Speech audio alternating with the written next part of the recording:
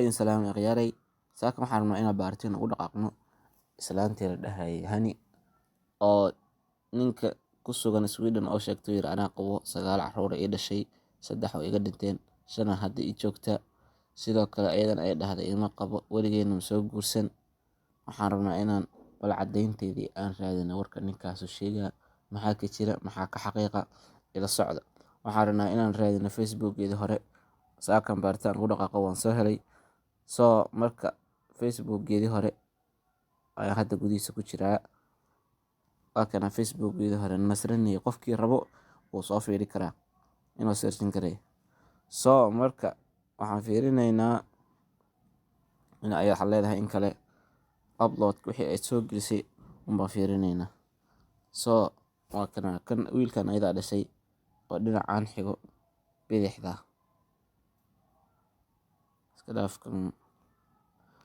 Ayada waa tana ma fahanteen haddaa isleedin fake waaye. Waa tana facebookeedii waa iyada waa tana mar kale. Sidoo kale ciyaalkeeda waa kana ay dhashay. Labadaan oo iyada dhashay 2019 September sawirkan soo gelisay. Sidoo kale labadaan oo iyada dhashay. Waa tana isla iyada. Naagta aaladii oo naagta sirista oo malay jirabo maamo weyn 9 canug soo dhashay ah. Wallaahi macquul ma dadkaan aqoon samaan leh hadda aragto waxyaamahan oo kale. Sanaantan oo maamada haddana nin kale iyadoo ninkii qabo nin kale sii raasaysa. Horta Allah aclam waxaan ku degdegi kareen naagta in la furay iyo in la qabo labada ma sheegi karno.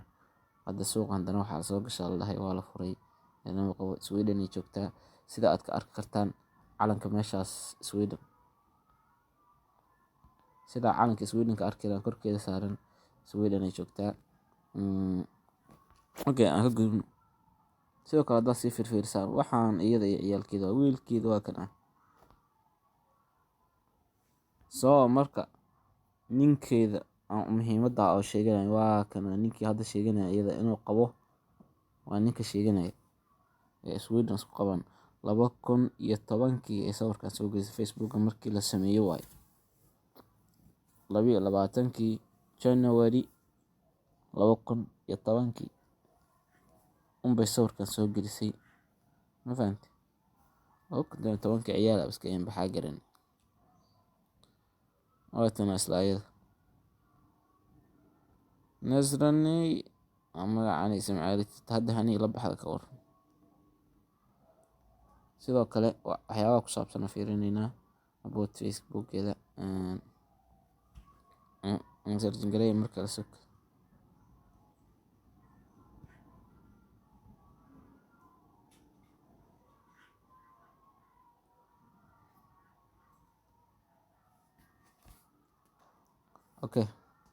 Marka adeer waa tana meesha ayada ku saabsan arday waxay ka shaqeyn jirtay 2019 8 October aan jeclahay inay ka shaqo bilowday company-gan la dhaho work at the core service management.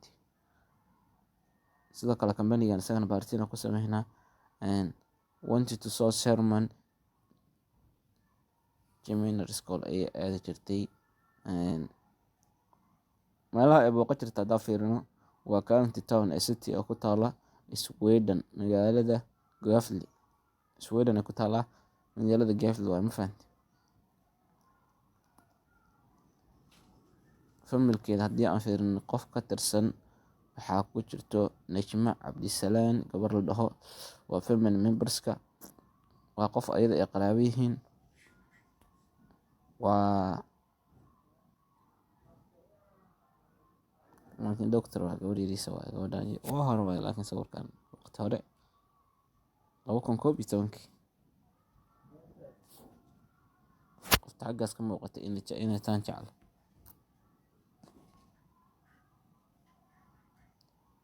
Sidoo kale waxaan rabnaa inaan baaritaan ku sameyno shirkaddan lagu magacaabo core service management iyo waxa ay qabato. Waa tana hadda soo baaray aan searching gareeyo gobolka core service management hadda aragtay inaad baarto So Ghost Service Management waa shirkad bixisa la yiri adeeg, taasoo adeeg shaqaalaha ku caawisa shirkadaha ama ganacsiyada gaarka loo leeyahay inay horumar sameeyaan, ganacsigooda ay kobciyaan. Shirkad ka caawiso waxyaabahaas adeegyo bixisaa. Sidoo kale waxay ku taalaa la yiri galbeedka Yurub ama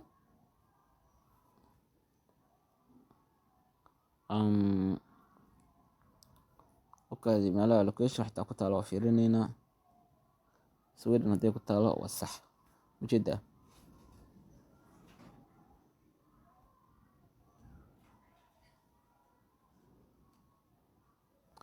Kow meesha ay ku taalo waxaa waaye saddex qaybood oo waaweyn oo kala qaybsan tahay. Saddexdaas qaybood oo saddexda xarumood ee ugu weyn waxay ku kala yaalaan Denmark, Norway iyo Sweden oo ah mid ayada ay ka shaqeyso. Sweden waxay ku taallaa xarunta ugu weyn magaalada Faaborg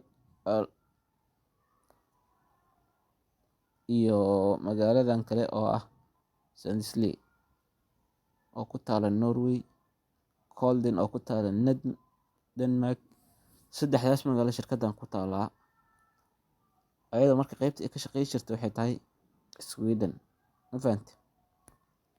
So shirkadda ay ka shaqeyn jirtana waa tan Sweden ay ku taalaa. Anaga meel kale kama keenin, Facebook-geeda ayaan kasoo ogaanay meesha ay ka shaqeyn jirtay. Shirkadda hataa baarna waa tan Sweden ay ku taalaa. Wax walba horta way isla yihiin. Waxaa xaqiiqa marka inay gabadhaan ahayd naag ilmo soo dhashay, ciyaalka la sheegay oo dhan soo dhashay, ninkaas oo qabay, Sweden ay ku nooleed. Ma fahantay? Waxyaabahaas oo dhan waxyaabo xaqiiqa waaye. So marka hadda waxa aan sugayna waxay tahay ma isfureen, ma is